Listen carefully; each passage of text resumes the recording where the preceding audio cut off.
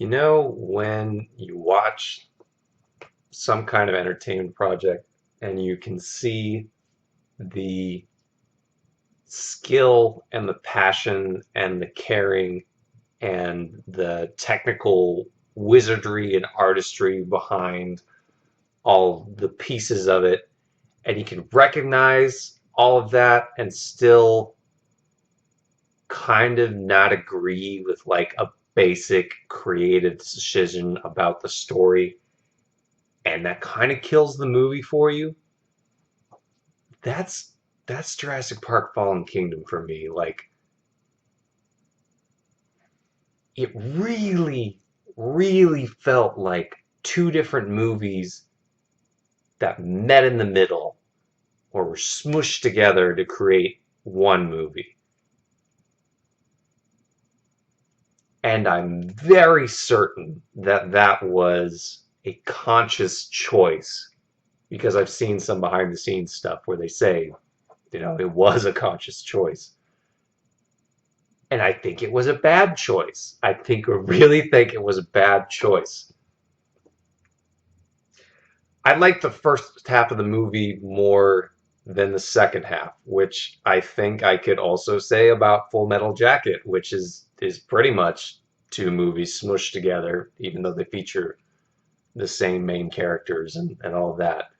The first part of Fallen Kingdom feels like a Jurassic Park movie, whatever that means.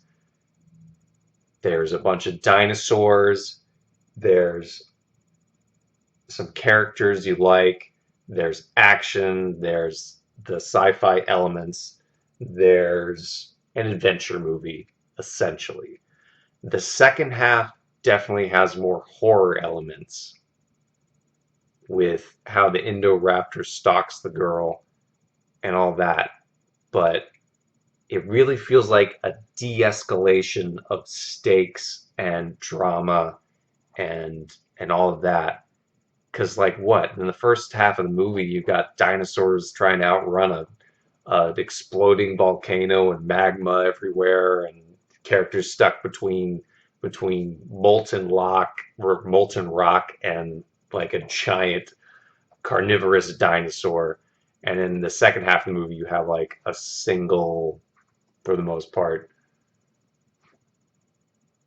dinosaur that's not quite as impressive as what we saw in the last movie, hunting down like several characters.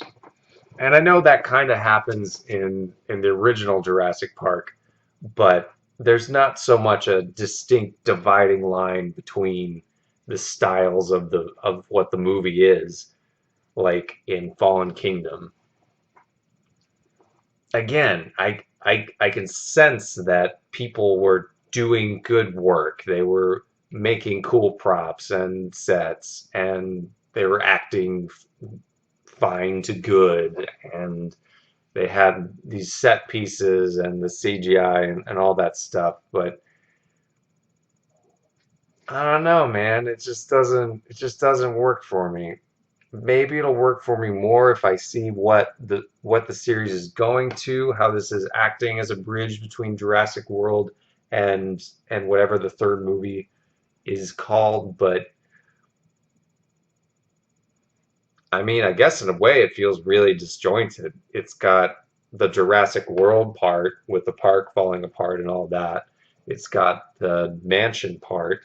It's got Jeff Goldblum's part, which is kind of doesn't. I mean, it has to do with what's going on, but it is another place and another little storyline even. And then you got the Mosasaurus, which isn't really involved in much of anything else, but is like the coolest part of the movie. I am all about the Mosasaurus. I really hope the Mosasaurus is all over the third movie, but I don't know, just not a big giant fan. Really not. I don't even mind, like, I know some people get bent out of shape about the introduction of a character that was supposedly helping to finance the whole thing and was just never mentioned before, and how ridiculous that is, and his cloned daughter or whatever that was. But I like those parts. I could totally see how some rich person that wants to clone a loved one could be involved in the funding and the science behind a Jurassic Park. I really could see that. I thought it was a neat twist to the series. So that part I've seen some people dislike, and I was perfectly fine with that. I thought that was very interesting in a lot of ways. So curious to see where the next movie goes. Hope it's more of the adventure-y kind.